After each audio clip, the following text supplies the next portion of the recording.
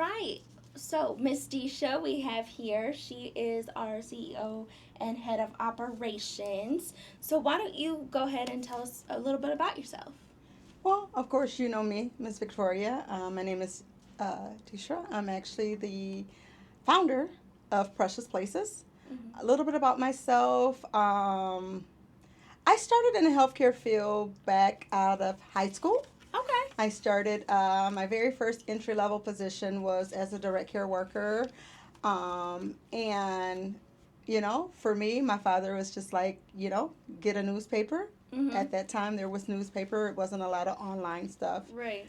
Find a job. And I came across the ad, applied for it, got accepted the position. And for me, I didn't know what to expect. I Mm-hmm. had no clue what a group home was, let Mm-hmm. alone how to take care of adults. Yeah. Um, because at the time I had just graduated high school myself, Right. and dad is like, you need a job. Yep. Fast forward, I fell in love with the clients Mm-hmm. that was in the home. It was a 6-bed licensed home. A lot of the clients there were geriatrics, so they were older adults. Okay. Some of them had some mild to moderate behaviors, Okay. but also majority of the clients that lived at that site were nonverbal. So I had to learn how to communicate with them Mm-hmm. as they were able to receive communications from me. Um, Not knowing that I would make a career out of it, but building the foundation of where I am today Mm-hmm. off of starting the foundation as a direct care worker, I think I can understand and relate to a lot of the staff Mm-hmm. and some of the issues they may be faced with.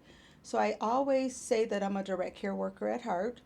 Um, People have told me that I have a servant's heart, Mm-hmm. but also I love what I do, not just as the CEO and owner, but the caregiving piece. Mm-hmm. I don't think I've ever moved past that. I love to be involved, but at the same time, I keep a lot of my certifications current because I Mm-hmm. never know where I may need to fill in at. Yeah.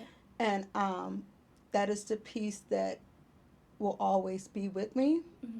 And also, it enables me to continue to care for those who cannot care for themselves. Absolutely. And just so to, with regards to my education level, Mm-hmm. I started the business um, back in 2004. At that time, I had some college education. Mm-hmm. However, I continued and ended up getting my bachelor's in health service administration with a minor in psychology from Baker College in Flint. Um, but And you live in Flint currently. I And do. I actually live in the Genesee County area. Although part of the business is in the Flint area, the mm-hmm. other part of the business is here Mm-hmm. in Holland, Ohio, which is a suburb of Toledo. Mm-hmm. I actually commute, 1 to 2 days a week. It just depends on what we have going on. Mm-hmm. But also, to, I know you interviewed Shar. Shar actually is our office manager, and she does a Mm-hmm. lot of the oversight for me here in my absence. Right. But with regards to my education, I did continue my education and ultimately got my master's degree in the study of law from the University of Toledo. Go Rockets! You just graduated too, like I last I year from did. that. I So did. that's big. Yep, I actually graduated the fall of 2023. Oh yeah, So it was that's a right. little over Mm-hmm. a year, but my biggest thing with that is understanding the legalities, Mm-hmm. the regulations, understanding how to read a contract. Yes. Those are some of the things that I wanted to be proficient at. Mm-hmm.